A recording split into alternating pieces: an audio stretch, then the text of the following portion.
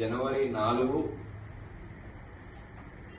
ఉదయం 9కి కొమరం భీం అదేవిధంగా స్వామి వివేకానంద విగ్రహాల ఆవిష్కరణ జరుగుతుంది. దానికి ఆవిష్కరణకర్తలుగా మన ఎంపీ బలరాం నాయక్ గారు, ఎమ్మెల్యే మురళీ నాయక్ గారు, డాక్టర్ మురళీ నాయక్ గారు, అదేవిధంగా ఎమ్మెల్సీ గారు టక్కెలపల్లి రవీంద్ర గారు కూడా వస్తున్నారు.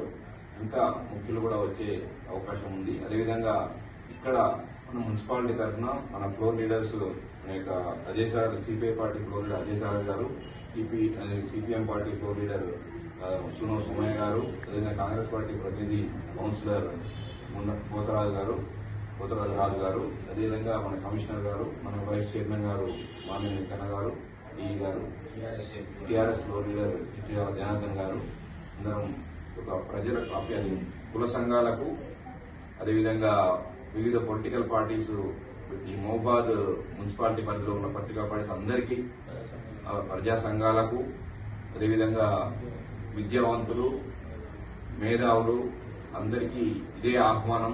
ఎందుకంటే ఇంతకుముందు 2 సార్లు కూడా పోస్ట్పోయింది కాబట్టి దీన్ని అనేదా భావించకండి.